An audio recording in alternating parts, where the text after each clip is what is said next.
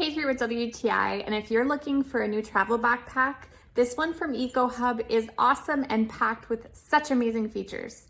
So one of the things that I love about it is its size.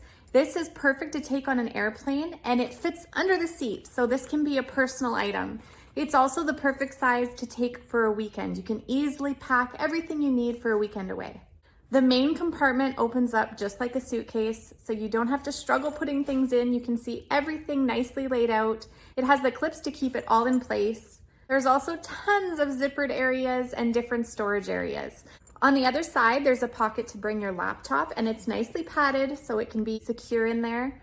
The top has a small little zipper to put valuables, but to keep them easily accessible. There are lots of different zippered areas on the front, so you can bring all of your personal items, your toothpaste, your deodorant, your electronics, anything you need, you can easily find a spot to put it.